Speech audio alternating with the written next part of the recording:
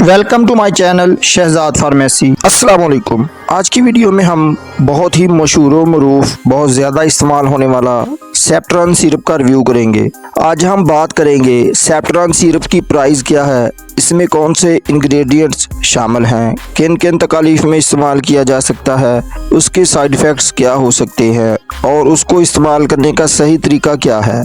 ये सब मालूमात से पहले रिक्वेस्ट है कि नए आने वाले दोस्त चैनल को सब्सक्राइब करके साथ बेल नोटिफिकेशन को ऑन कर लें। तो चलते हैं अपने टॉपिक की तरफ। ब्रांड नेम इसका सेफ्ट्रॉन है। एक सेफ्ट्रॉन DS ये डबल मिकदार में भी होता है। GSK फार्मा इस सिरप को तैयार करता है। 50 मिलीलीटर पर यह सिरप मुश्तमिल होता है और उसकी कीमत की बात कर लें तो 62 रुपये में आपको हर मेडिकल स्टोर से बआसानी मिल सकता है। सेफ्ट्रॉन सिरप के इंग्रेडिएंट्स की बात कर लें तो इस सिरप में ट्राइमेथोप्रीम 40 mg और सल्फामेथोक्साजोल 200 mg शामिल किया गया है। अब बात कर लें सेफ्ट्रॉन सिरप के यूजेस बेनिफिट्स की, यानी किन किन तकलीफ में इसका इस्तेमाल किया जाता है। सेफ्ट्रॉन सिरप को स्किन इन्फेक्शन में इस्तेमाल करवाया जाता है, यानी फोड़े, फिंसियों, एलर्जी, रेशे वाले दानों में इसका बहुत अच्छा रिजल्ट है। एलर्जी खारिश वाले सिरप के साथ भी इसका इस्तेमाल करवाया जाता है। उसके अलावा वाउंड्स इन्फेक्शन, यानी बच्चे को कोई चोट या जख्म की वजह से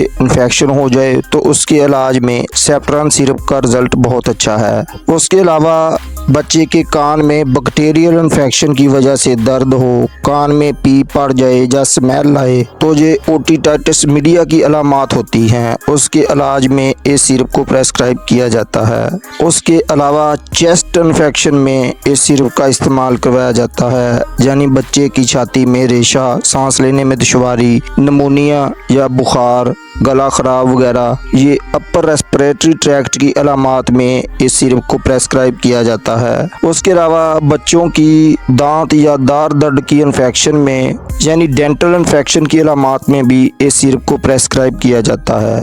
उसके अलावा यूरिनरी ट्रैक्ट इन्फेक्शंस में, पेशाब की नाली, मसाना वगैरह की इन्फेक्शन में भी डॉक्टर इस सिरप का इस्तेमाल करवाते हैं।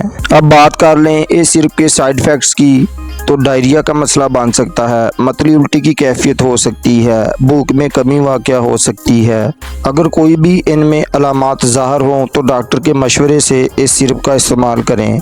इस सिरप के तरीका इस्तेमाल और डोज की बात कर लें तो 6 से 12 साल तक के बच्चों के लिए 2 चाय के चम्मच इस्तेमाल करवाए जाते हैं, जबकि 6 मंथ से 5 साल के बच्चों के लिए 1 चाय का चम्मच इस्तेमाल करवाया जाता है। 6 हफ्ते से 5 माह तक के बच्चों के लिए आधा चाय का चम्मच इस्तेमाल करवाया जाता है और इसका इस्तेमाल 5 दिन से ज़्यादा नहीं करवाना चाहिए। तो उम्मीद है आज की इन्फॉर्मेशन आपको पसंद आई होगी। वीडियो को लाइक शेयर करना ना भूलें। नए दोस्त चैनल को सब्सक्राइब करके जाएं। मिलते हैं इंशाल्लाह अगली वीडियो में। अस्सलाम वालेकुम। अल्लाह हाफ़िज़।